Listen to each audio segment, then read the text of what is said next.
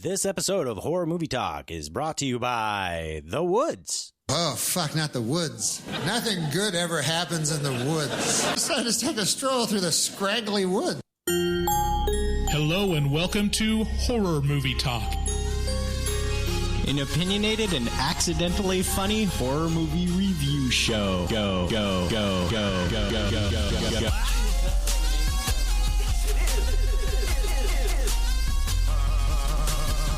Just take a stroll through the scraggly woods. He had no face! Horror! Sabrina, don't just stare at it, eat it. New theatrical releases always get priority. But we also review older horror movies, both good and horrible.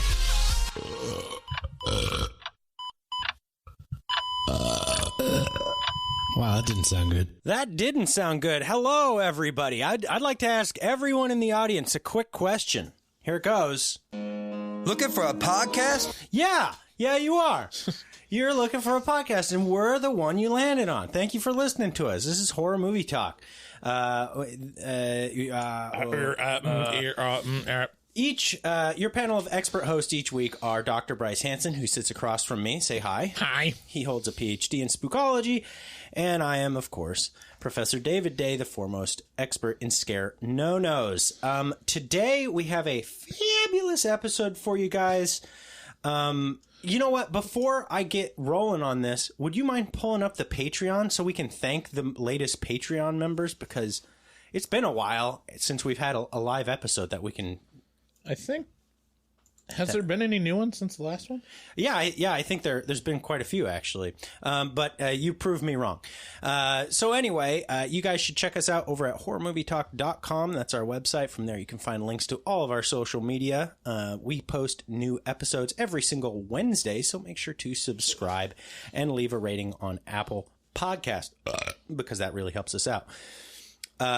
If you would like to call us and tell us to stop belching, or that we're wrong about a movie, or that Halloween is the best movie franchise ever, please call 682. I don't know how many people have left bad reviews or It's all has to do with Halloween. Every time it's like they're rabid. Don't fuck with Halloween fans. How can you be a horror movie podcast and not absolutely love the original Halloween? Look, here's the thing I've learned from starting a horror movie podcast is just the scariest fans of anything ever are Halloween fans. They're fucking alarming people who get upset at the notion that somebody might not like.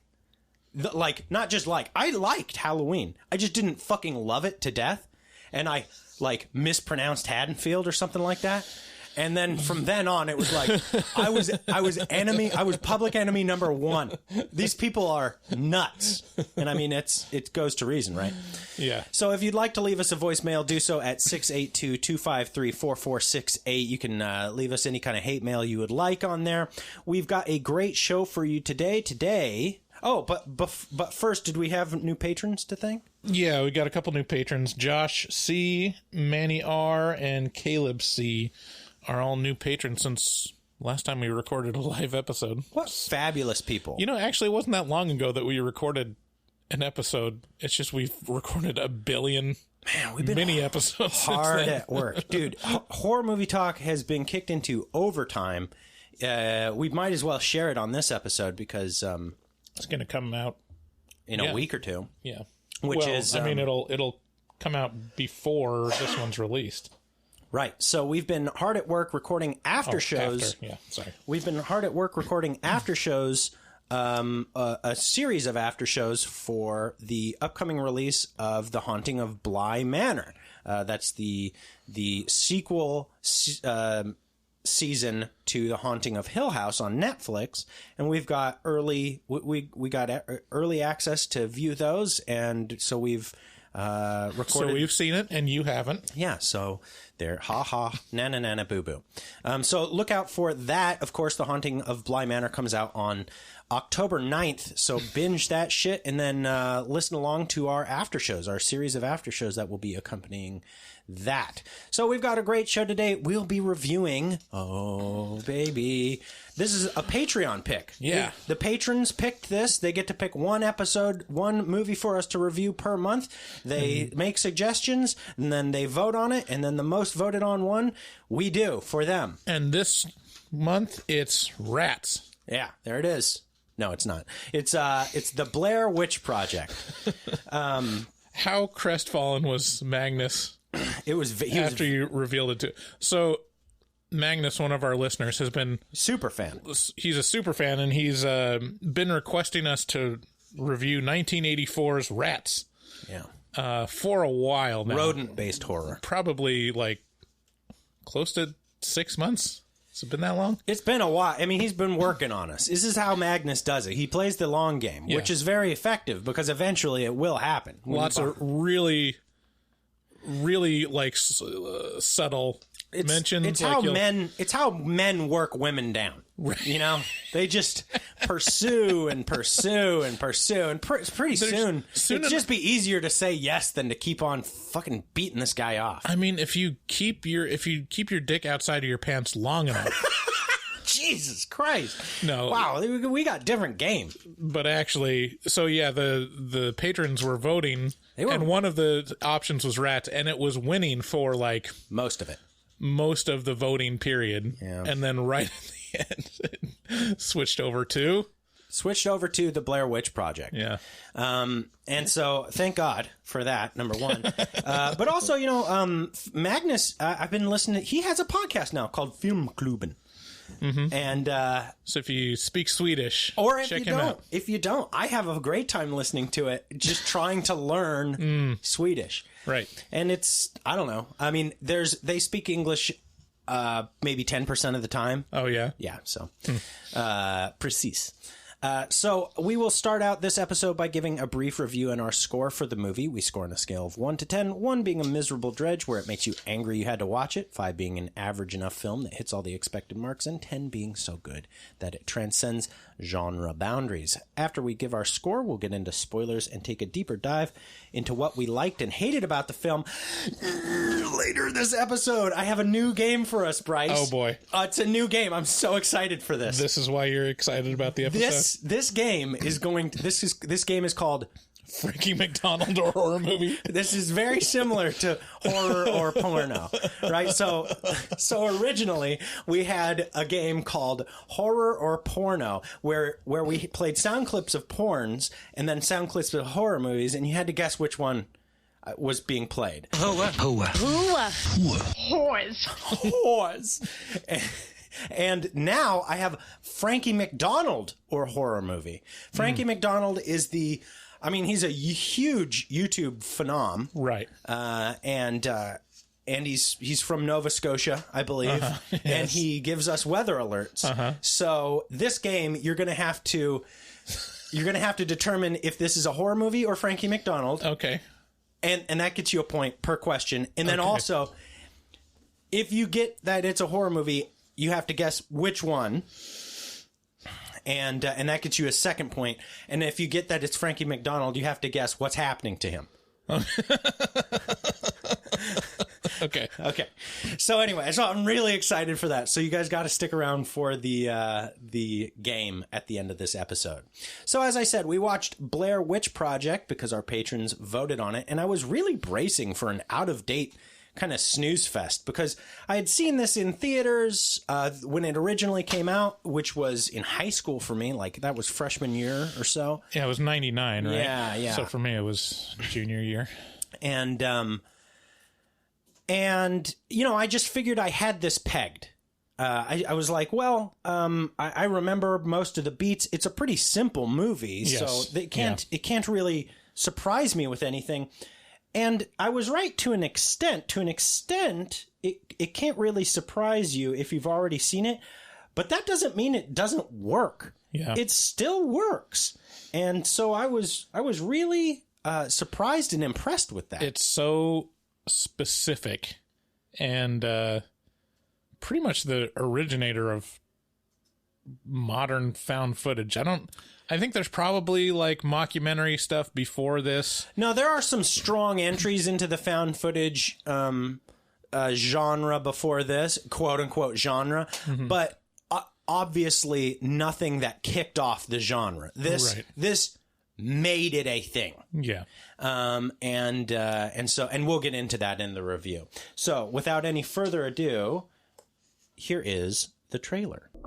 This is my home, which I am leaving the comforts of for the weekend to explore the Blair Witch.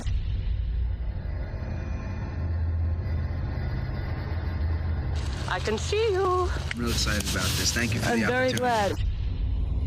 This area's been haunted by that old woman for years. I don't know why you have to have every conversation on video. Because we're making a documentary. Not about us getting lost. We're making a documentary about a witch. I don't. Lost? Admit that first. No, I know we're not lost.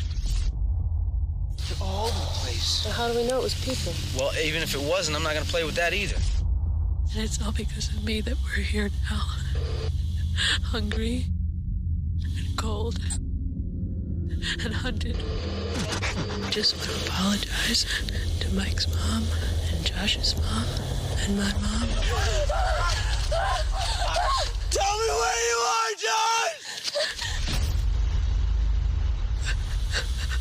What is that? I'm gonna die out here. Yee. So I watched it on Amazon. Where'd you watch it? So I stumbled. I was trying to find it free somewhere in any avenue that I could, and it didn't exist. But like, of all the different places it was listed where it could stream, I only found listed once Redbox, and it was only $2 to rent on Redbox. Redbox has a website now, not just a box that you walk up to and rent movies from. Yeah. I'll be damned. Yep. Well, you can stream from Redbox. Hot takes. That saved you half price. That's 50%. So, but yeah, it's on pretty much every streaming thing. I thought even the one on Amazon that I found it. I know. Why is Amazon so shitty? Oh well, like it's simultaneously the best thing ever created and the worst at categorizing things. Yeah, because it's like there's one listing where you can only buy it. Yeah. And then there's another listing where you can buy it and or rent it. Yeah. And surprising, and they obviously know how to classify them because the Fire Stick picks out the one that you can rent every time. It picks that one. Right. So they know. Right. It's just they're just waiting for some rube to come along and be like, well, I guess I got to buy it. Yep. The Blair Witch Project has a stunningly simple premise of just let's shoot a documentary about a spooky place / thing in the woods. And as we all know, nothing good ever happens in the woods. Oh, fuck, not the woods. Nothing good ever happens in the woods. So the synopsis is basically 3 young adults, Heather Donahue, Joshua Leonard, and Michael C. Williams, who all play themselves. They head out as a film crew into the woods of Maryland to document the, quote, myth of the Blair Witch. But before heading into the woods, they kind of stop at the closest town, which I think is Burkittsville, and interview the locals about the likelihood of such a myth. And they receive kind of varying stories of belief and disbelief and terror mixed with, people who are just like, it's total baloney. Mm-hmm. Yeah, it's phony baloney. You were drunk. Mm-hmm. Kind of thing. And that's believable. As they venture into the woods, things start to grow alarming, and they start to wonder. As they venture into the... I just take a stroll through the scraggly woods. The scraggly old woods.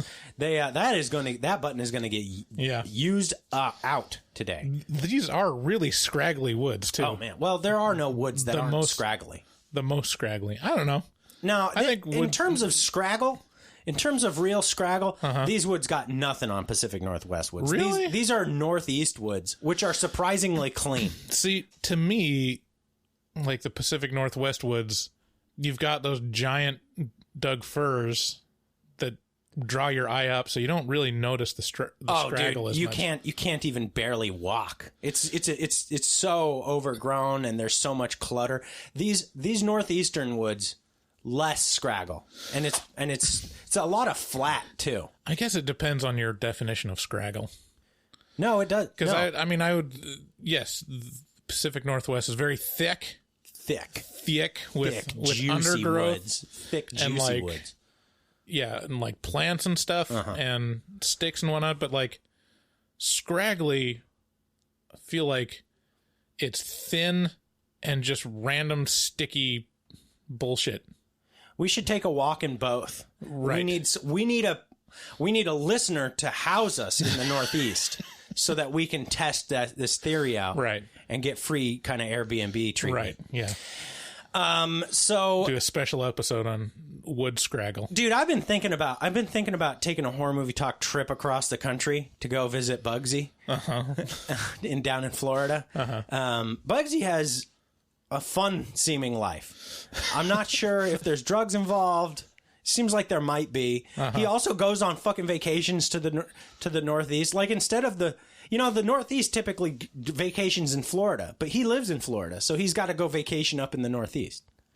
Anyway, so I think people take vacations in the Northeast. Yeah, it was kind of a Halloween kind of vacation. Anyway, I've been talking to him. Well, you go up to Maine because that's Stephen King country. That's the territory. Anyway, so as they head into the scraggly old woods, things take a turn for the worst, and they realize that they've got more witch than they've bargained for. Ha! Jesus. Ha ha!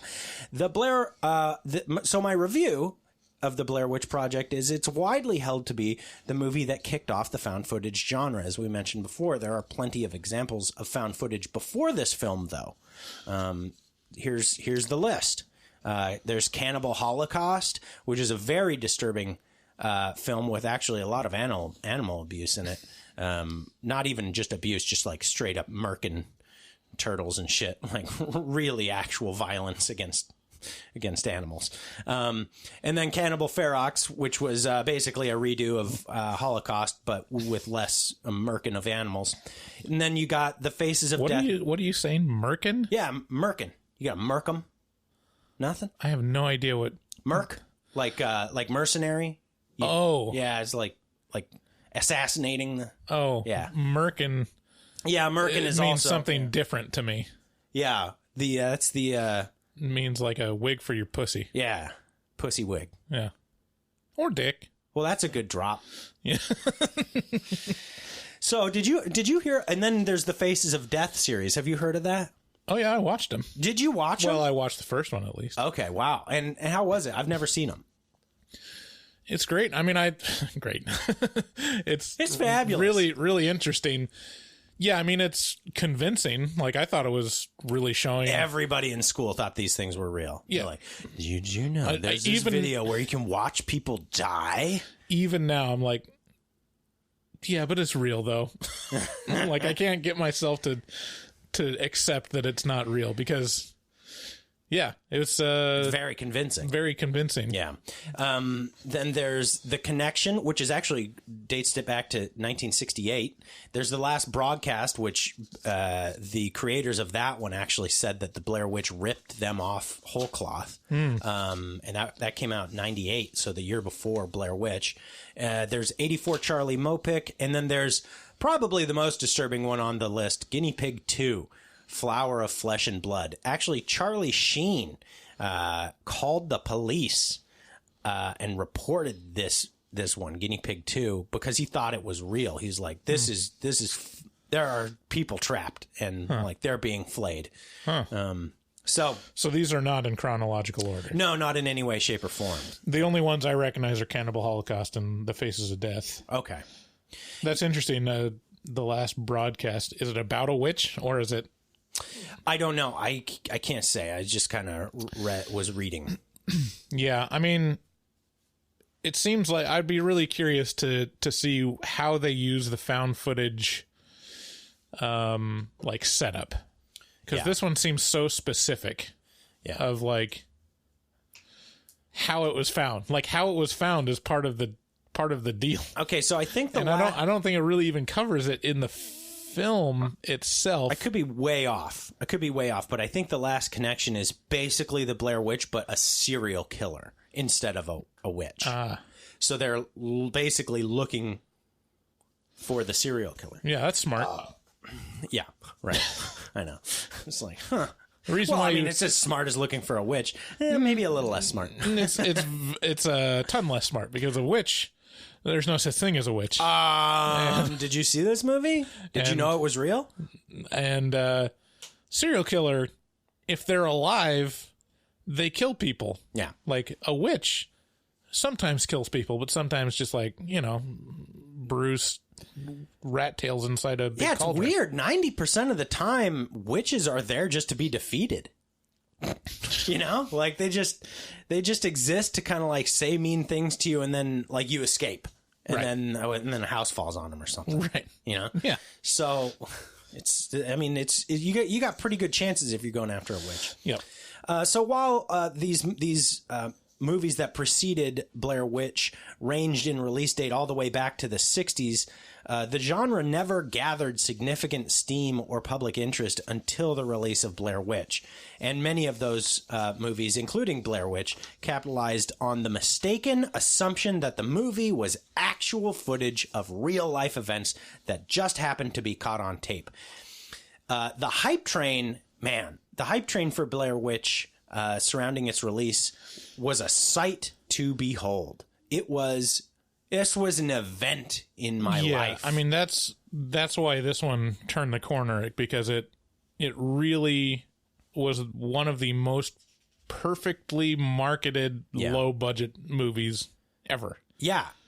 And I realized all the budget is marketing. Yeah, like almost all of it. Like all the budget for literally probably the film production is in the marketing of it, because there's more footage and more backstory and stuff that happens in the marketing materials for this movie than actually happens in the actual film. Yeah, it's brilliant. And they released a kind of a tandem documentary that you posted on our Facebook group last night. They actually released several. Yeah. So there was one that was on Sci-Fi Channel and one that was on Showtime.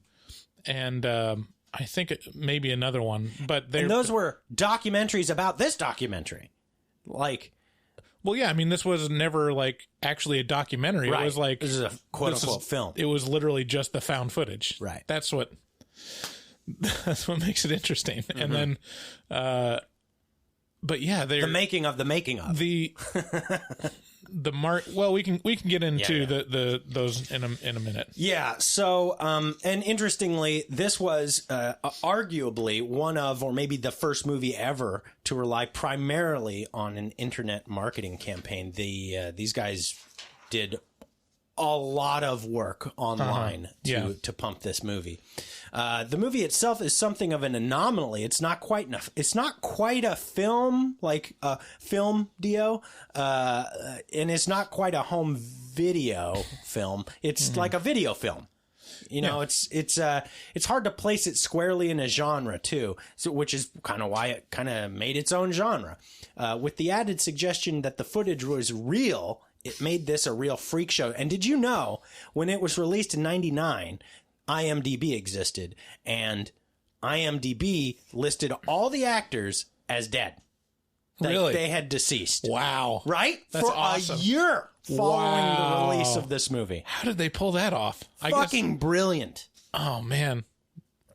Man, that's smart of IMDb. Because that probably just gathered attention. Oh, my God. Just because people were probably immediately searching for those actors. Yeah. They're like, oh, well, we got to find out what happened to them. It's brilliant. It gives me chills thinking about the level of, they're just like, we're going to fucking game the system here. But it's so great because it's just playing with what you want it to be too. Because it shows the whole movie and then it cuts to the credits. It's like directed and written by. Mm-hmm. That's the first credit. And it's like, okay, well, you kind of undercut yourself if you are saying this is actual footage. Nobody's paying attention to that. At that point, they're just like, whoa. I mean, that's it was a relief seeing that, because if you go in and it was so I think you understand going in that it's not real, but you put it yourself in this weird mind space of but it could be though. Yeah. Is it? Yeah, like 15-year-old me was like, huh.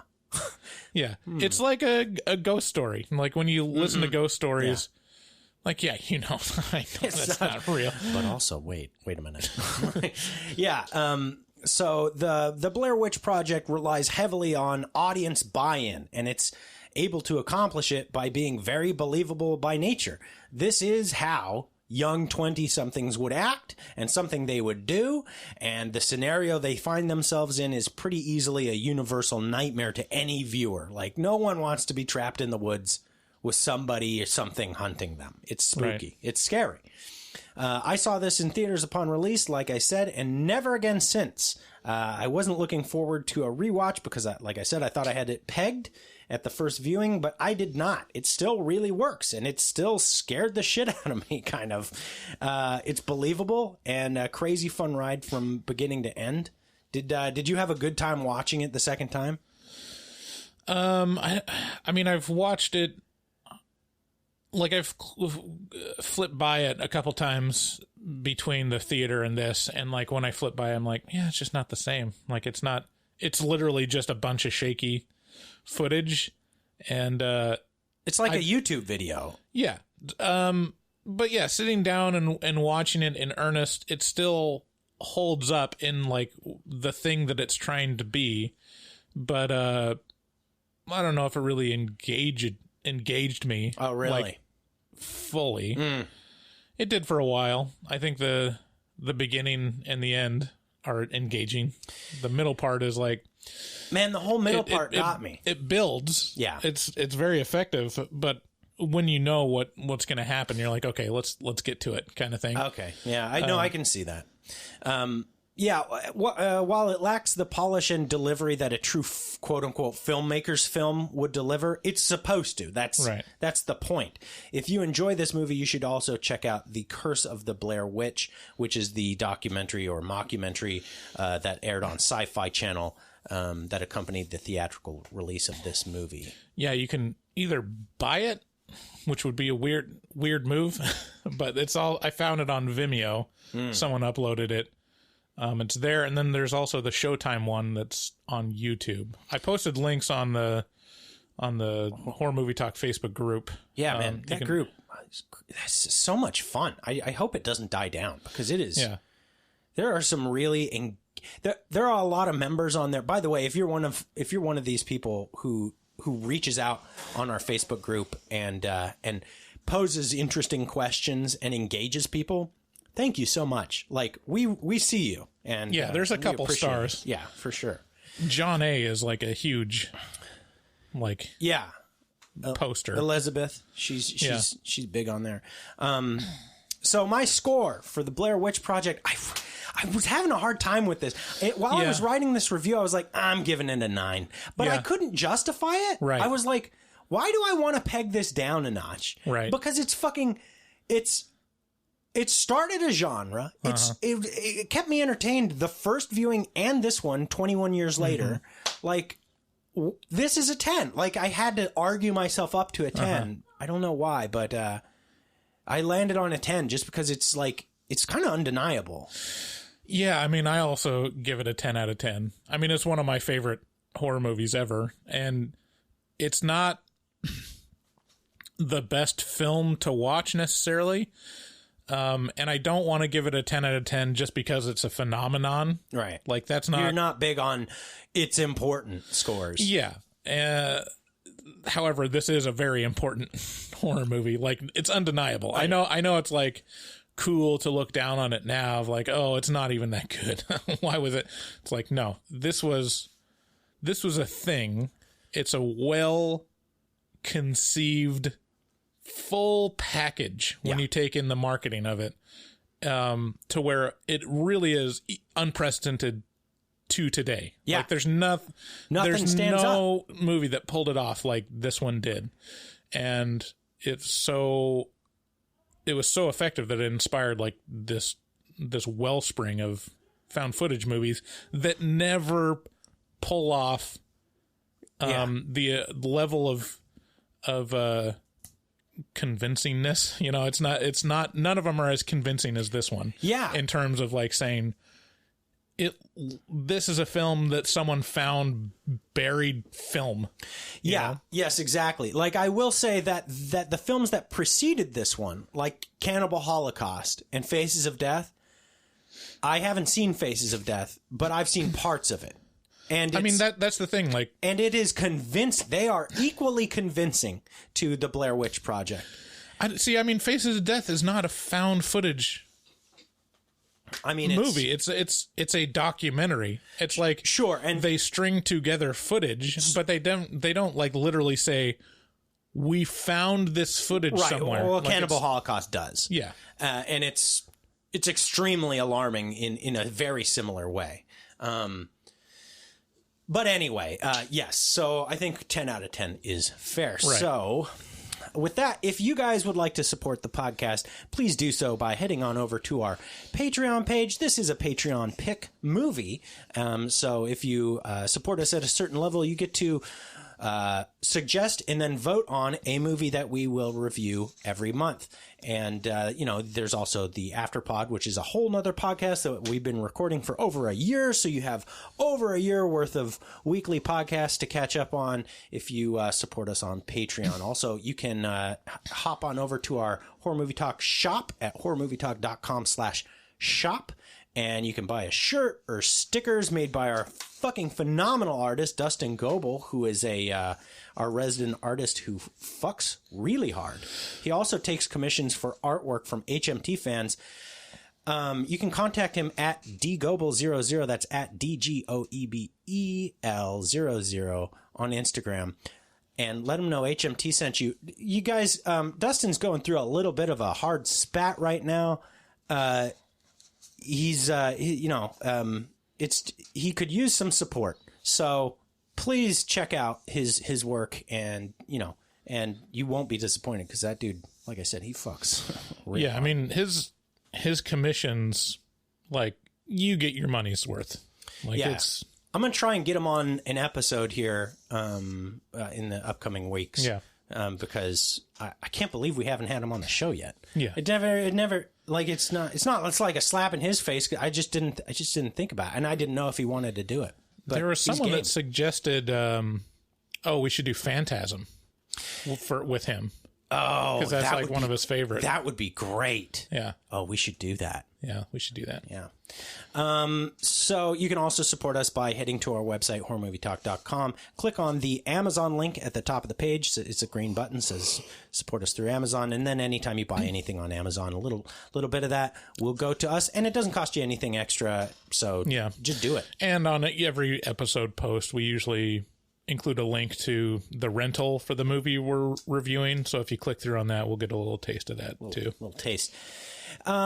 So also finally, if you would like to give us a call, potentially be featured on the show, featured on Horror Movie. You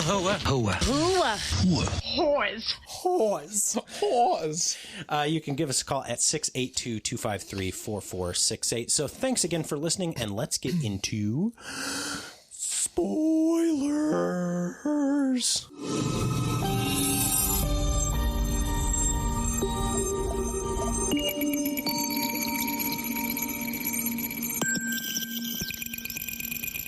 Spoilers.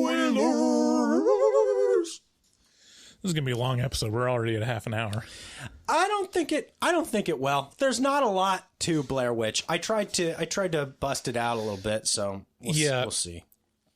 So, in October of 94, this is text at the start of the whole thing. The start of the whole thing starts with this text that says, in October of 94, 3 student filmmakers disappeared in the woods near Burkittsville, Maryland, while shooting a documentary. A year later, their footage was found. This movie is full of found footage tropes because it made them. Right. This made all the found footage tropes. I already said it, but I think it's the most convincing found footage, film. It really feels like they're just stringing together chronologically the different pieces of film that they found. And two cameras, as far as I can tell. There's two cameras. There's a digital or a video camera, and then there's a 16 millimeter. Yeah. And like they'll shoot each other at the start. They do. That's like a super trope of like the start of a found footage where they're like, "Is this thing on? Let's record it." Whoa! And it's like, okay, right. But also they do it really well because there's very little that's shot that doesn't make sense that they would shoot that. Oh yeah, like especially at the very beginning when. Like, they're in the hotel room and they're just testing out stuff or just like hanging out. It doesn't feel like, oh, contrived. I'm just a guy that likes to film all the time. Yeah. There's a lot of that in later found footage where it's just like, oh, there's a narcissist at the helm. It's like, wait, why would you be shooting that? Like, why would you? So, like, for example, I think it's the Deborah Logan. What is it? The Taking of Deborah Logan. Taking of Deborah Logan. Like compare the opening scenes of this to that, and you'll realize how artificial the Taking of Deborah Logan seems, because they're like, oh, hey, we're pulling up in the driveway, making sure we, start filming immediately as we're saying hello to this person. Gotta get everything. Yeah, it's like Bryce also has like this super bullshit sensor. Right. Like his bullshit sensor is so finely tuned, you stand no chance. You can't pull bullshit past Bryce. You just can't. Yeah. And even minutia. Bryce is like, this is bullshit. I see it. I see it for what it is. Right. The veil of reality is thin. Yeah. I mean, yeah. So, later found footage films like take a lot of liberties with, because to me, like, this is the best example because it operates so well within the setup that it creates. Yeah. It's like, this is what it is. We're committed to it. We're not going to make, like compromises to make it feel more like a movie. Right. And if they do, it's so small that it's very hard to pick out. Yeah, this is a concise filming of even when it's aggravating, it's like for example when the video cuts out later in the movie when it gets dark, that really works. Right. It works towards the goal of the movie, which is to set you off kilter. You can't see what's making noises? Great. Right. This is now your mind's gonna make it up. And I don't know if they had like night vision cameras back then like they do did. now. They did, but it was expensive. But they didn't have any of that. It was like, they were expecting to film out in daylight, so at night, like, they can't get anything to show up. Yeah, and she is the worst camera person. The worst. I mean, it's like she has Parkinson's or something. She's just like making weird close-ups. So thank God we had the actual camera guy doing most of the important camera work. Right. So they start talking to the townsfolk about the Blair Witch, and my favorite part of this is the little kid who's being held by his mom, and he's just picking his nose and eating it. I didn't even notice that. He's just sitting there, and he's like, and then he's covering up his mom's mouth. Yeah, and then he immediately goes to cover up her mouth. Yeah, that was a great. This really lends to the truthiness of the movie, right? Of like, these people don't seem like paid actors at all. There's two that if I was going to have a criticism, there's two that like pulled me out. I was like, okay, this seems. Are they the fishermen? Yes. Okay. They seem a little fake. It seems like a little like, I'm supposed to say this. Yeah. And that part doesn't feel as natural, but it's still close enough. Yeah, it's still close enough. So I want to, before we go too far into it, the beginning of the movie, there's a lot of interviews with townsfolk, and when they make it into the woods, I'm jumping forward a little, that when they make it into the woods, it shows them actually shooting some of this documentary footage that they're, you know, trying to assemble. And a part of that, they start telling a little bit of the story of the Blair Witch, that, you know, this is Burkittsville, but it's built upon the site of an old town called Blair. And then there was this, you know, witch and all these haunting stories through history of like weird shit that happens around here. True. And they recount some of those instances in the movie, but in the movie there's like slight mention of it. It's not, they don't dwell on the lore. No, not at all. It's they breeze past it. It's like it give you enough to string you, get you on the string, and then Then and it's also it's also committed because, you know, they probably talk about it off film, like they're talking about it, but when what you see of it is when they're actually shooting the footage that they're trying to catch. So this is the most important part of the movie that I think is the marketing of it, and these documentaries or mockumentaries that they released previous to the film to garner attention. And these, so like, the two we mentioned, the Curse of the Blair Witch, and then there's another one that was made for Showtime.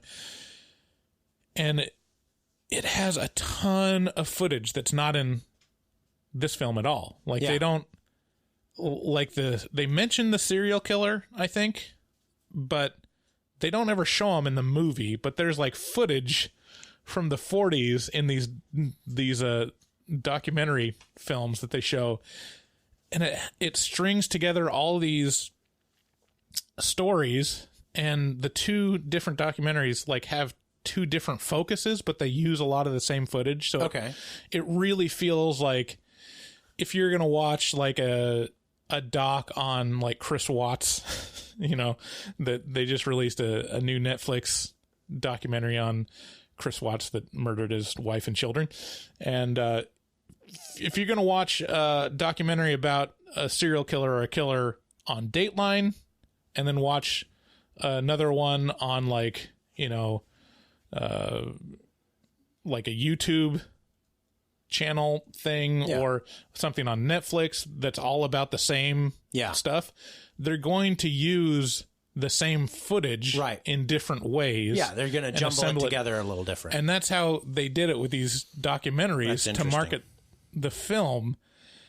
And it contains all this that's a lot of foresight. Really interesting stuff. And they use the footage from the Blair Witch Project. Right. They pull in like some of these interviews in there, and they talk about these three people that disappeared as part of the story of these documentaries. Yeah, it's brilliant because it's not just a film. Right. Right? It's a hype campaign. Yeah. And it's not just a hype campaign and a film, it's also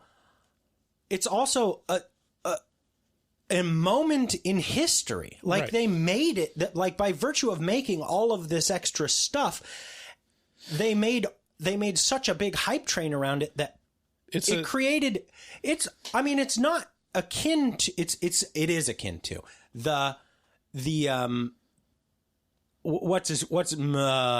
French, what's his name, reading the War of the Worlds on on the radio, where people were like Orson Welles, where people were like, holy shit, what's going on? Like, it did that. Right. Yeah. So, yeah, it did that. And I think people have tried to do that before and since, but the difference here is this is like a first in that it is a true multimedia product. Yes. Like, if you just watch the film now, like you don't get the whole film. Like you're not experiencing the Blair Witch Project. You really have to see these documentaries, and you really have to go to the website. The website's still up, and that's also just a whole other thing. Yeah. It's, it's not the first earliest days of the internet, but it's pretty early, like where the internet's really starting to take off. Yeah. You know, it's post. I mean, Google's not there yet. When did Google launch? Oh yeah, Google's around in 99. Yeah, I guess it is. Yeah. I think they started in like 97, something like that. Yeah, so Google's just barely getting started. Yeah. They're probably not even the search engine leader yet. Yeah. And you know, people are still, I mean, I probably still had my American Online. I'm sorry, Google started in September 4th, 1998. So just getting in there. Right. Yeah. So, I mean, Google's 1 year old when this happens. Not even. No, it's a couple months old because this hit they started the hype campaign in January of 99. Oh, really? And then it hit theaters in June. Oh, I thought you said it was October. Oh, the film is based in October. Okay. Well, yeah. I mean, So all of this, like, informs it, and there's so much. So the cool things from the documentary is, number one, some of the footage of, like, the serial killer, some of the footage of, like historians explaining the backstory that they just barely touch on in the Blair Witch Project, and then the most important piece. This is the most important piece to me, to where it was like, oh, is this real? Like, is this? Because I didn't. It puts, like, the question in your head, even though you know it's probably not real because it's a movie in wide release, and why would they do a wide release theatrical film of just some kids, right? Like, shot footage before they were murdered. But this is the thing that, like, really sells it, is that they explain how the footage was found. Okay. From the Blair Witch Project. They say that it was found underneath, like, 100-year-old cabin, like the ruins of a 100-year-old cabin, and it was, like, underneath the timbers and, like, the foundation stones, and it was, like, this kind of mystery of, like, how did it get buried underneath there, because it looks like it was undisturbed. Weird. And, like, the archaeological people. Yes, I do vaguely remember this, where it was like, wait a minute. Right. So it creates not only the lore outside of the movie, but also creates the premise of how this footage was found, which is the most interesting part of it for me. Yeah. Like, that is... It's more engaging than the movie itself. It's very engaging, and it creates it created the phenomenon that was this movie. So we get a lot of different stories from the townspeople, like, and they're varying. You know, there's one lady who says there's a woman that's really furry, and she opens up her shawl, and beneath the shawl there's like she has like the body of a horse. Well, she said the fur is like horse fur. Yeah, sure. And, like, she's completely covered. There's another woman, but you can tell she's a woman, she said. Yeah, I know. It was weird. It was like, it was the kind of stuff that you'd be like, yeah, okay. Yeah, right. There's another person who says there's some girl in the late 1800s named Robin Weaver, who wandered off into the woods, and 3 days later she appeared back on her grandmother's porch, and she was babbling something about an old woman whose feet never touched the ground. I love that part, because that's just fucking alarming. Yeah. And then so they're in their hotel room, and they're doing an equipment check, and my wife quipped, and she says, it seems like the equipment check is just this girl violently shaking all the equipment individually for 5 minutes apiece. Just, let's do an equipment check. just like shaking it around. There were moments in this movie where I felt a little motion sick. Yeah. So I that's the part that, like, you don't. It's better in the theater, than watching it again. Yeah. But yeah. So they head out into the woods, and pretty quickly they get to a place called Coffin Rock, and I got a little sound bite about Coffin Rock. Here we go. They went into the woods prepared to find death. What they found was a desecration of humanity at the site which trappers have often referred to as Coffin Rock. On top of the rock formation, the story of the torture inflicted upon these brave 5 men unfolded. Each was bound to the other, each man's hands bound to the next man's feet, forming a solid structure out of the men. Blood at the edges of the hemp indicate that this act had been committed while each was alive and able-bodied enough to struggle. In the torso of each man, the intestines had been torn out crudely. On each man's sun-bleached face was inscribed indecipherable writing, cut into their flesh with an eerie precision. The men, still entranced by the horror of what had happened, left the scene to find the sheriff, and did not sketch the writing and did not remove the bodies from the rock. Upon return, vultures were seen at the rock, but upon inspection, the bodies had been removed by persons unknown. The search party claims that the stench of death was still thick, and whomever had taken the bodies had done so in a matter of hours. I mean, this witch was a real jerk. So it's... Okay, so first of all, this is pre-human centipede. Human centipede. Well, no, it was just tied. But they created a structure out of human bodies. Okay. That's what she said. You're right. And then they didn't create a centipede out of human bodies. Well, I mean, a structure out of human bodies. Okay, maybe it was a pre-house that Jack built. Yeah, yes. okay. Maybe. I don't know. It's hard to say. We didn't get to see it. But also, this is great imagery for getting you fucking amped up. Anytime someone's intestines are taken out or described as crudely taken out.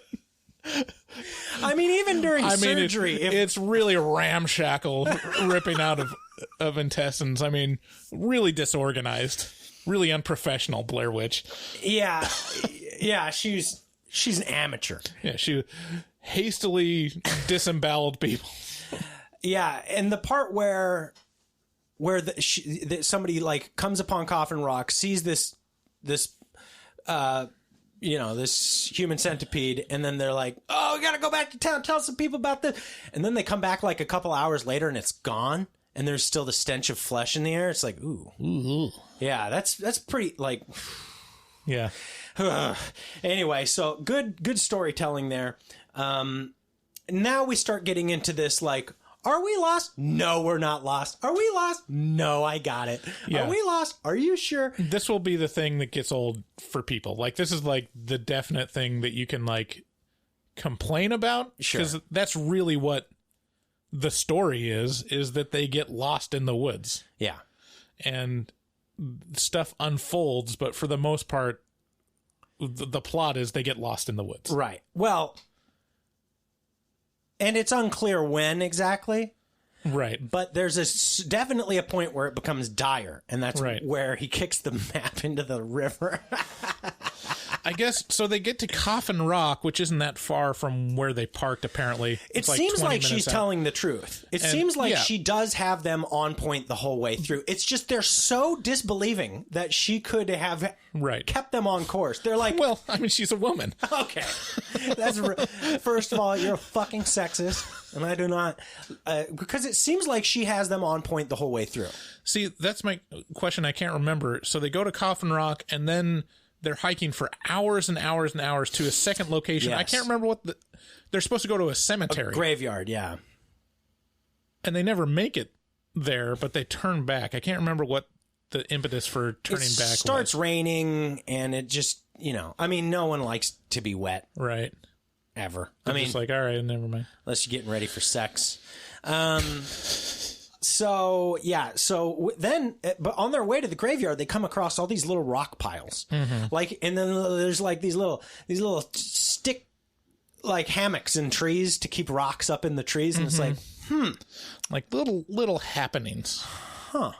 This seems intentional. Why is this here?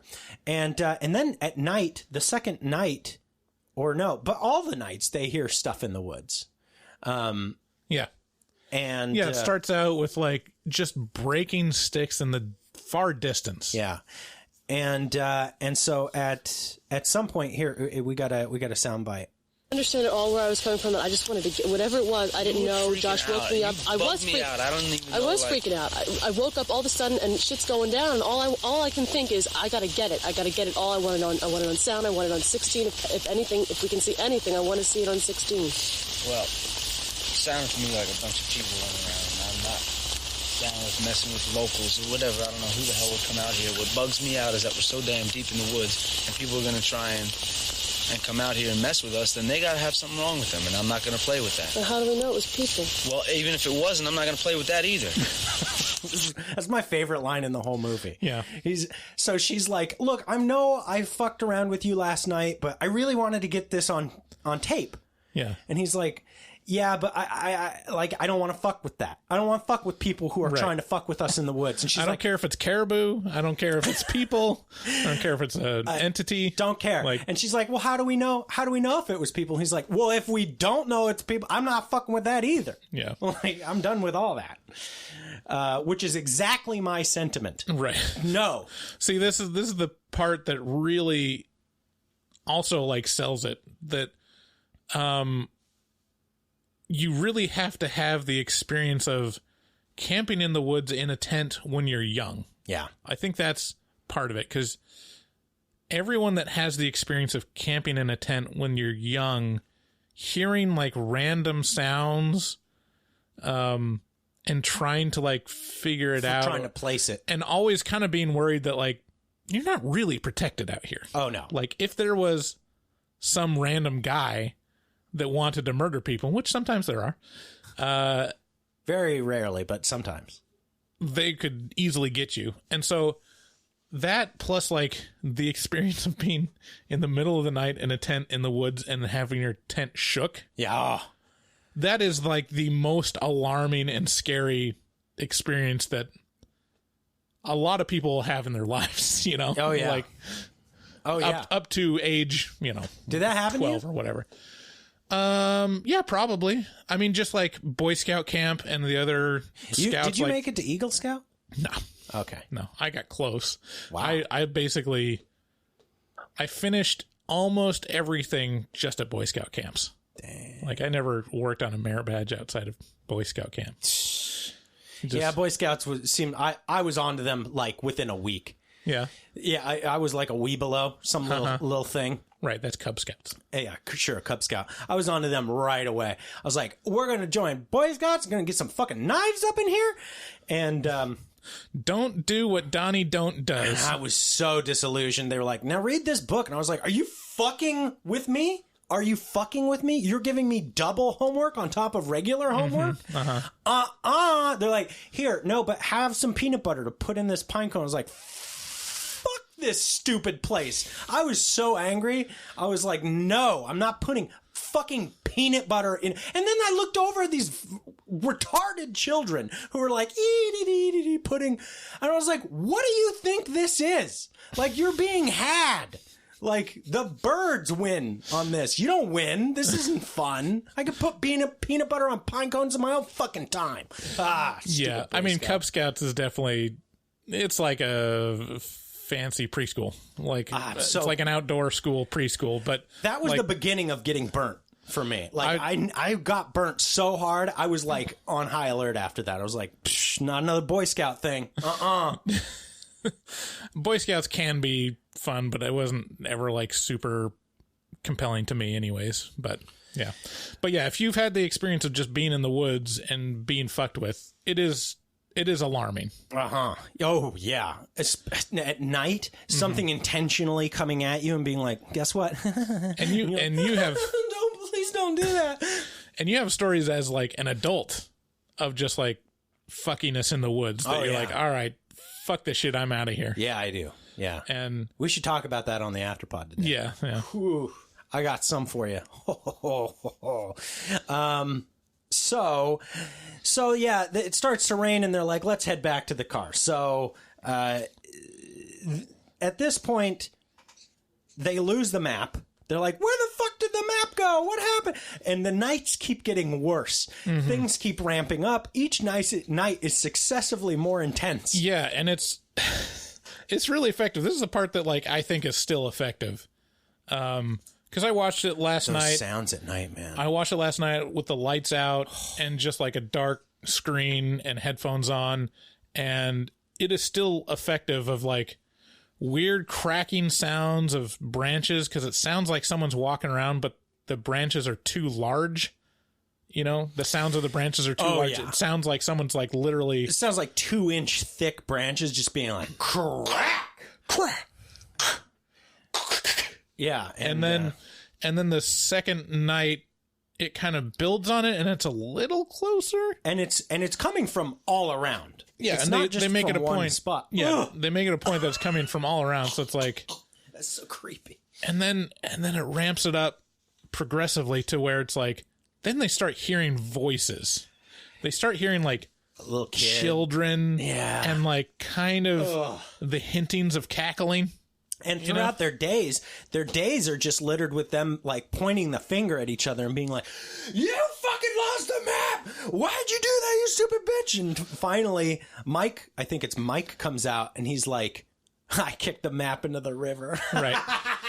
They're like, that's the tipping point for insanity. Like, Mike has obviously lost his mind, but then the other two are like, "What the shit?" Yeah. And so there's a real kind of like crescendo that this builds into that ends with Josh. Well, not yet. First, let's go to the thing touching their tent at night. Here we go.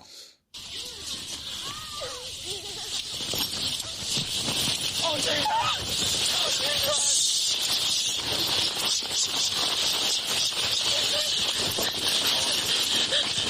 go fucking go!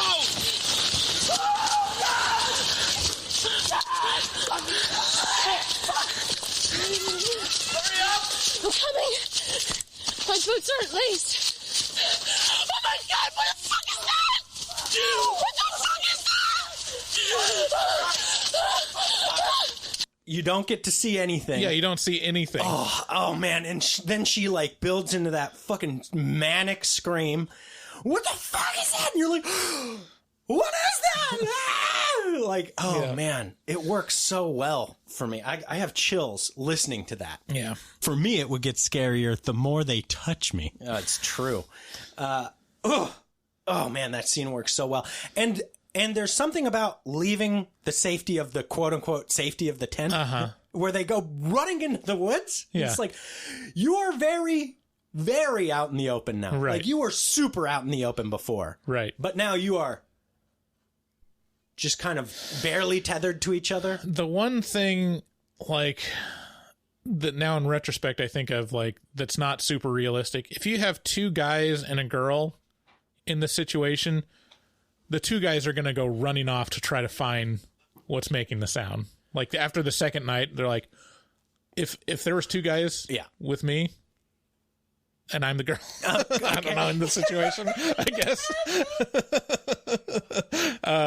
Like, if there's two guys, what's going to happen is, like, she's going to say, fuck this shit. Let's go find out who's fucking with us. Yeah. Like, I have a knife. Yeah. And that doesn't happen here because it's so weird. But yeah, I mean, the sound design on this is really great because it's just enough to get a hint of like what it is. It's just barely enough to hear children's voices or a baby. Yeah. And then just barely enough to hear some kind of talking of like an old woman. You get like a visual of the tent moving and you're like, are they touching it? Are they touching it? What's happening? Yeah. But you can't hear like actual words. You can't hear like what's actually being said. It's just, yeah. Yeah. And, it rattles me. And the dude's bag is gone. I think it's, Josh's bag is gone. And he's like, why me? Why'd they touch my bag? And there's like this goo on his water bottle. He's like, like, what's that goo? It's not goo. It's just water. Oh, fuck, it is goo. What the fuck is that? So this is like the fourth day, and they've lost the map, and so now their strategy is just go south. And then so they do that, and then they realize they've circled back on themselves, and they've come across the same log. They break down into further madness. And I'd just like to say, PSA, if you do find yourself lost in the woods, but you find yourself in this scenario where you can find a stream. Yeah, so first of all, head downhill. Right. Because downhill will lead to a stream at some point. And then once you find a stream, follow the stream downstream. Just follow where the water goes. And eventually that will take you somewhere. This prevents you from walking in circles as these kids do. Right. And they even mention at some point, like, let's follow the stream, but then they never really do. Yeah. But yeah, I mean, that if they had followed the stream, that would have been, they would have just walked out of the woods. And again, the premise behind following streams is it just prevents you from walking in circles, which is very, very easy to do. But also, it always leads to civilization. Sure. Yeah. I mean, eventually it does. Yeah. It could be a very long time. Right. But yeah, in any case, do that. Don't do what Donnie Don't does. So finally, here's one more sound clip. I don't have a setup for this, so let's see what it is. You can do better than that. Guys, we have things to prepare for you. Okay, here's your... Okay, so the setup for this one is, I should say, Josh is very cross with, what's her name? Heather, yeah. And so he's angry at her, and this is just the breakdown of their relationship. So here we go. You can do better than that. Guys, we have things to prepare for you. Okay, here's your motivation. You're lost. You're angry in the woods, and no one here is here to help you. There's a fucking witch, and she keeps leaving shit outside your door. There's no one here to help you. She left little trinkets. You fucking took one of them. She ran after us. There's no one here to help you. We walked for 15 hours today. We ended up in the same place. There's no one here to help you. That's your motivation. That's your motivation. Yeah, the actress that plays Heather is really convincing. There's a lot of really good parts with her in it. People gave her a lot of shit for being a bad actress. A lot of shit for being a bad actress. And I think she's great. I think she's great. The thing, yeah, I gotta say this is that she has this delivery and this attitude that very, very much fits this type of person. Right. Of like a college or university, quote unquote journalist. Yeah, like she's kind of really know-it-all-y. They're preparing to be a professional journalist, and so they're taking on the aspects and the affectations of like a broadcaster. You're absolutely right. And people find that annoying in and of itself. And she does such a good job of portraying that annoying character that I think people actually start calling her a bad actress because of how good of an actress she is. I think, so this is an aside. I went to Portland State University with Katie Harmon. Do you know who Katie Harmon is? Is that Dan Harmon's kid? She was Miss America. Okay. In, I don't know, 2000 or 2001. No, 2002 or 2003. All right. Anyways, she eventually became Miss America, and she was in the same music program as I was. And the one thing that would stand out about her is that she looked like a newscaster. Like, her hair was like of someone like 10 to 20 years older than her, but very professional. Yeah. And she was very put together, and like the way she interacted and talked with people was very like more mature. You had me at hair of a newscaster. Right. Yeah, exactly. Totally. You said everything you needed to say. And that reminds me of Heather in this movie. Like, just, this is a thing she's going for. Right. And she's doing a pretty good job setting herself up for success in this arena. Just like to say another aside, Joshua Leonard, the cameraman, has since done a lot of, well, at least a few projects with Mark Duplass. Oh, really? Yeah. So they've worked together on 2 or 3 or maybe even 4 films. So I think they've become close. Man, we got to do some Mark Duplass movies. They are so interesting. Like, Creep is one of my very favorites. Ever. I'm so excited for Creep 3. I look back on the movies of his that I've seen, and I've liked all of them, and they're very different. He's got this eye for interesting, different shit, and for how he can play it. He's so good at it's what he like, does. Yeah, there's a wide range too, like very dramatic to like dark comedy to like Twilight Zone-ish stuff. Yeah. Like what was the time travel movie that he did? Safety Not Guaranteed is like a really interesting movie. He also did Paddleton on Netflix, which is great.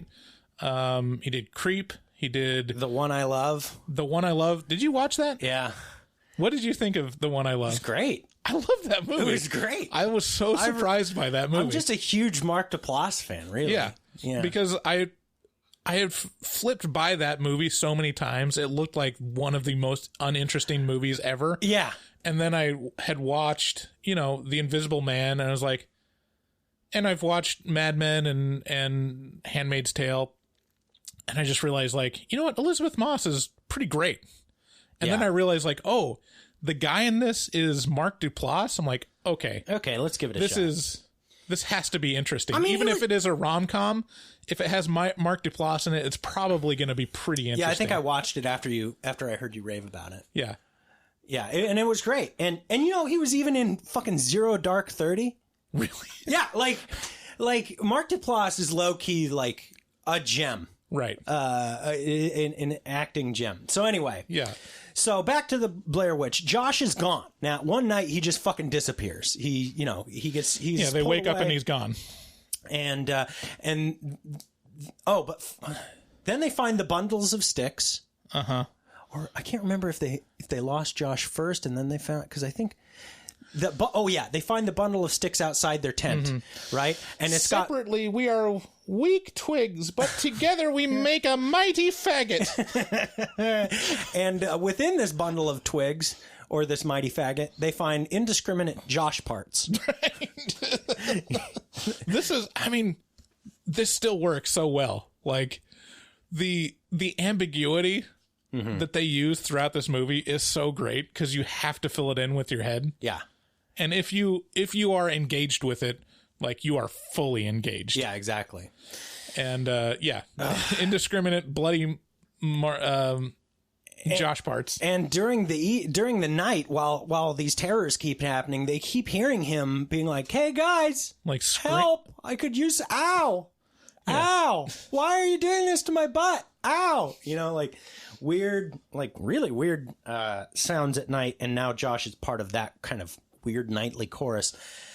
And then we get to the part, right, where Heather's looking into the camera, and, right, and we got this. I'm so sorry.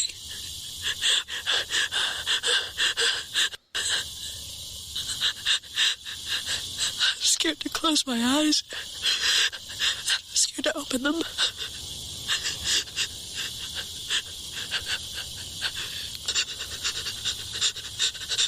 That's one of the best lines.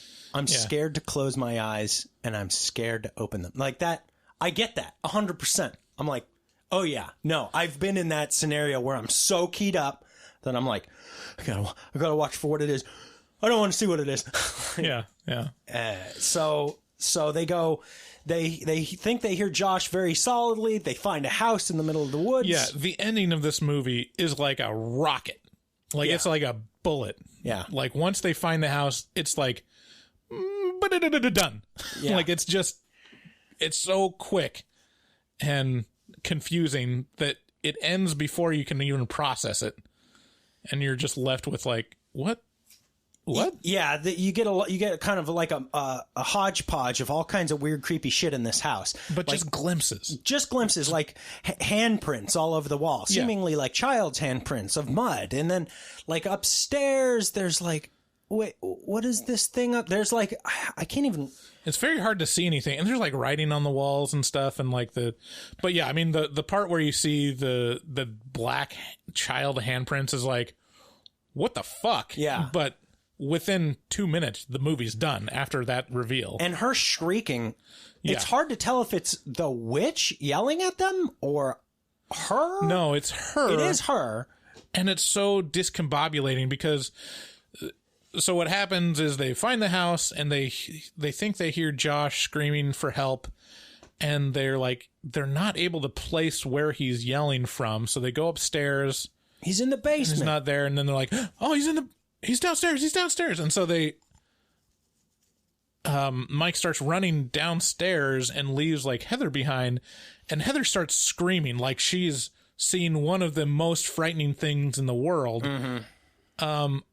And then there's nothing ever delivered for that, but it's so like it's nerve-wracking. Oh yeah, it's brutal. Like, well, because it's through the perspective of Mike, and then it cuts to her going down the stairs, and you hear her distantly screaming because the audio is being captured downstairs, and she's shooting while she's descending. Yeah, and then it just we see Mark pinned up against a wall. So he not pinned up, but Mike facing the wall, right? And then boom, the camera like she gets hit, and then that's it. And that's the same thing happened to Mike too, just like 30 seconds before. Once he goes downstairs, like all of a sudden the camera's on the floor, and then and I think before did they mention in the movie, or is it just in the marketing stuff, that the serial killer... That's in the movie. Yeah. Yeah. So they mention how the serial killer killed 7 children, and what he would do is he would take one and put him in the corner. Face him away from what he's about to do because he doesn't like the eyes on him. Mm-hmm. And then he murders one of them, and then he murders the one that's in the corner. Right. Yeah, so final recommendations. Who do you think should watch The Blair Witch Project from 1999? I think... this is a perfect Halloween movie. I was about to say that same thing. I think you should definitely find the documentaries. I'm so glad I did that last night. I watched them last night. Find those, watch them, just really kind of like get in the mood, and then watch the movie in a very, very dark room with headphones on. Yeah. And you're going to have a good time. Yeah. I was talking to Magnus, and I was like, was this phenomenon in Sweden? He's like, oh my God, in 5th grade, it was fucking wild times, Blair Witch Project. I was like, wow, so this was happening elsewhere too. So it's not just an America thing. So anyway, I think if you want some good Halloween watching, you really cannot go wrong with the Blair Witch Project. Right. It is worth the rental fee from Redbox for apparently $2. Yeah.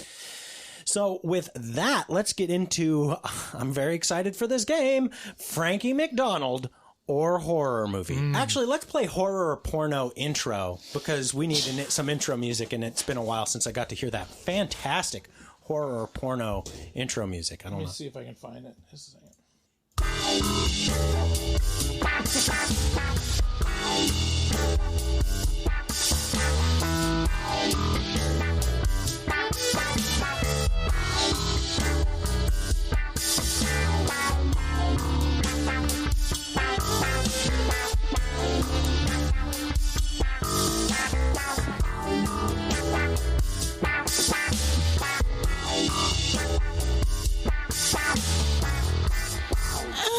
Frankie MacDonald or horror movie.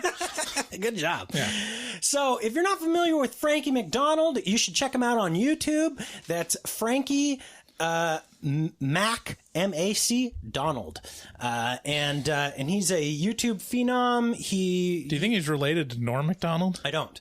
No, I don't think so. He's from Canada. Oh, he is from Canada, maybe. Yeah. Is Norm spell his name M-A-C Donald? Uh-huh. Okay. No, wait, M-A-C Donald. Yeah. So no, I don't have it written correctly. Oh, okay. Yeah, it is Frankie MacDonald. Okay. So anyway, Frankie is a phenom. He's known for his weather warnings. Whatever he covers where you're from, it feels like a special It sure thing. does. It feels like I'm a huge fan of Frankie. He's talking about Portland. He's talking about Portland. Yeah, it feels like a special time anytime Frankie talks about my area. Sometimes he says Vancouver. And Vancouver, Washington. And if you've never seen him before, his thing is he yells weather emergencies at you. He yells weather emergencies, but he doesn't just do that. Like, he'll do skits. He'll yell phrases into the camera. He'll like really loudly. He'll be like, peppered sausages, and that's just a video. That's one video. And I love Frankie MacDonald. I can watch his content for hours just because it's great stuff. So anyway, that's Frankie MacDonald. Check him out on YouTube. And this is a game where Bryce will have to determine whether the sound clip I am playing is from legendary YouTuber Frankie MacDonald's channel or from a horror movie. You get 1 point for determining whether it's Frankie MacDonald or a horror movie, and then you get another point if you can guess the movie that is from or what Frankie is doing. Okay, so here we go. First clip. Here we go. Frankie MacDonald horror movie.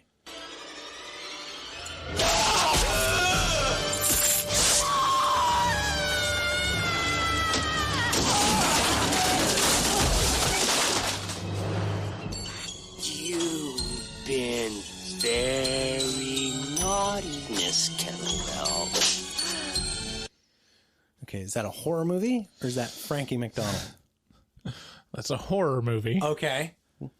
What's happening? Oh, is it? I have to guess the movie? Just the movie. I would even accept the series of movies. Like, if you can guess. Oh. It's a pretty distinctive voice.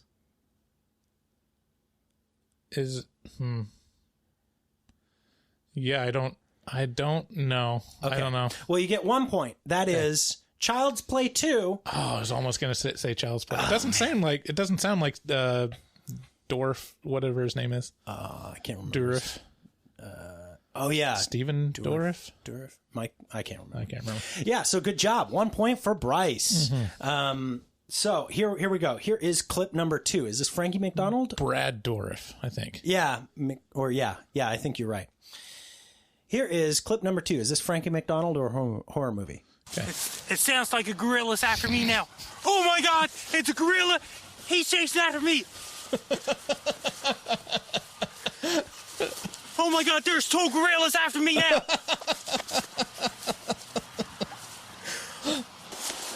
There's 3 gorillas after me. Okay. Was that a horror movie or was that Frankie MacDonald? Oh, that's pretty hard, but I'm pretty sure I can recognize Frankie MacDonald's voice. Man, okay, and what was happening to Frank? Well, he was being chased by progressively more gorillas. You got it. Wow. That's 3 points. Okay. So total. You got you got horror movie, and then you got 2 points for this one. Good. Wow. All right. Way to go. Okay. Oh, man, you're pretty good at this. Okay. Clip number 3. Is this horror movie or Frankie MacDonald?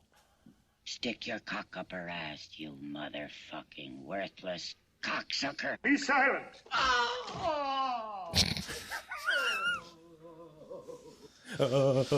Was that a horror movie or Frankie MacDonald? That's a horror movie, and that's The Exorcist. Wow! Jesus Christ. You're almost 100% here. Okay, that's 5 points total.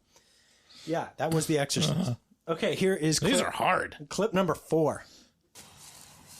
Here I am, eating apples. Is he pantomiming eating apples?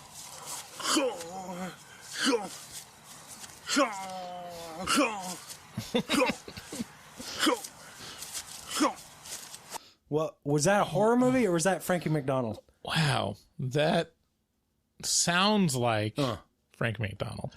That's right. What do you suppose was happening to Frankie? I'm going to guess that he was pantomiming throwing apples into his mouth. That is correct. 7 points for Bryce. That's almost 100%. Still, here is clip number 5 or 4. 4? No, 5. Here we go. Sounds like a storm is coming. Oh my God! It's raining tacos again. It's raining tacos even more. It cannot stop raining tacos.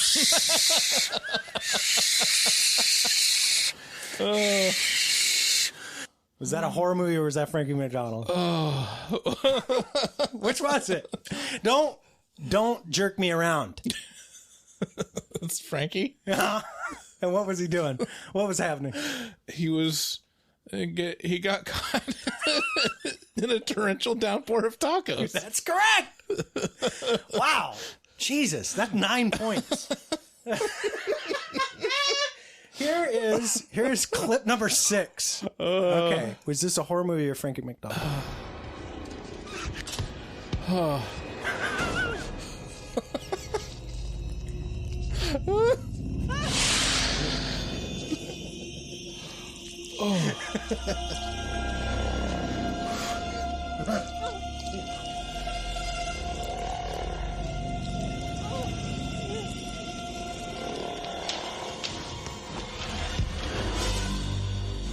This one's subtle because you really have to listen to the dripping sound. There's a lot of it. Yeah. And now, I know this is going to be difficult, so take your time if you need to.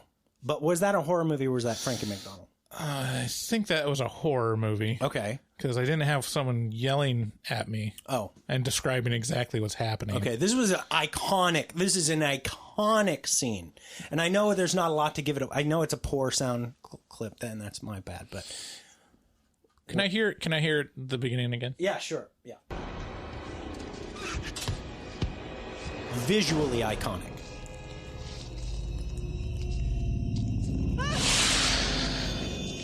Oh. I think that's Alien when she's like pinned to the wall and the second mouth comes out at her. Holy shit. Well, you gave me some clues. Is that right? Yeah, this is Alien 3, David Fincher's first film. Well, you got the franchise, okay, which is all I need. Okay. That's 11 points. I don't know how you fucking did that. I thought this is a completely unfair clip. Because it's how did you do that? Well, there's a little that's the this is the part where, yes, exactly. This is the part where Sigourney Weaver gets pinned to the wall and the alien's basically like kissing her with his second mouth. He's like, dude, wow. You're just a fucking stud muffin when it comes to Frankie MacDonald or horror movie. Okay, here we go. Last clip. Clip 7. Here we go. Frankie MacDonald or horror movie. Okay, guys, let's do some dancing. Let's show me my moves.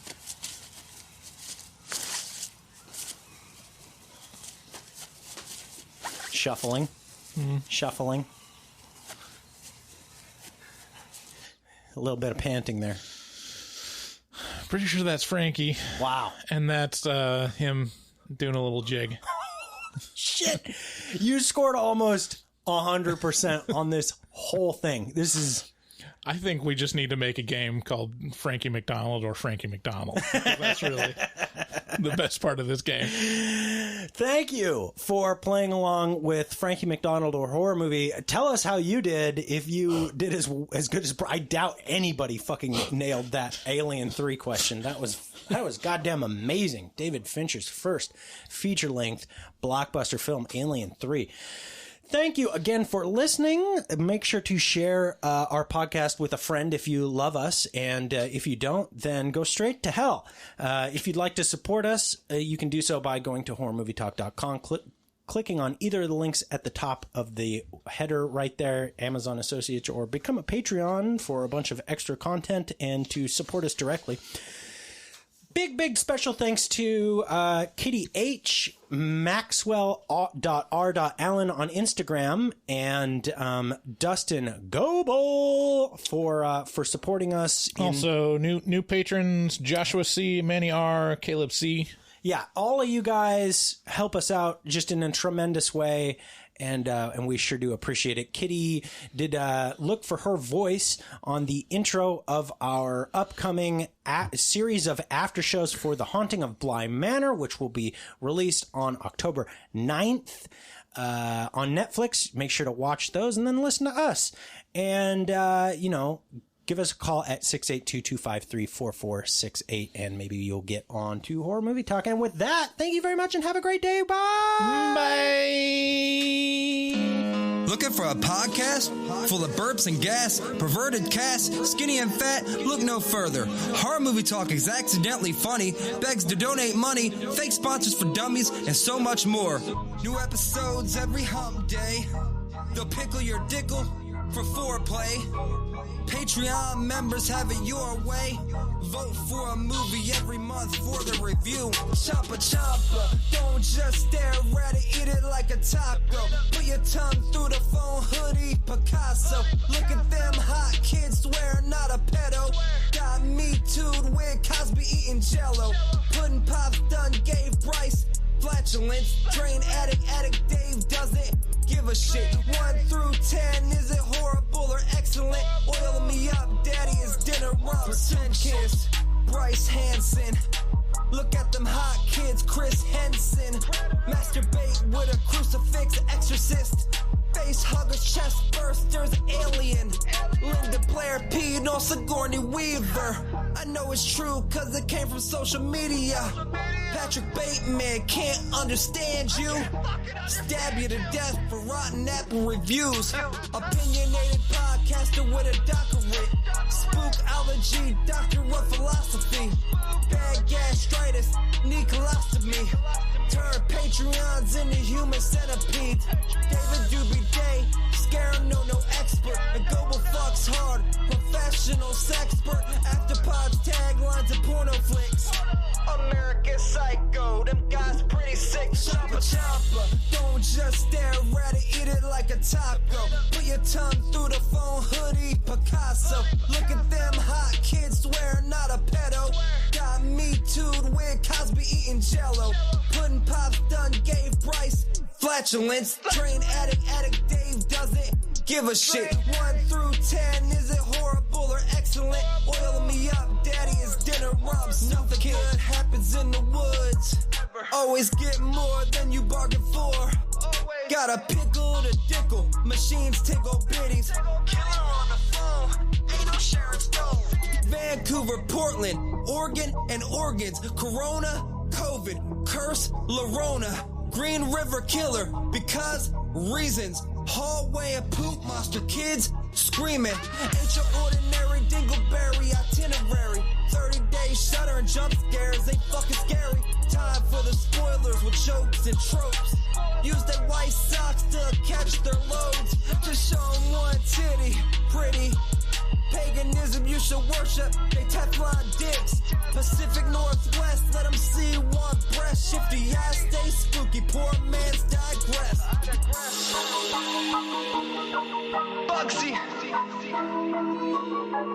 HMT, horror movie talk. Hold on, they don't like Halloween. Fuck them. Decided to take a stroll through the scraggly woods.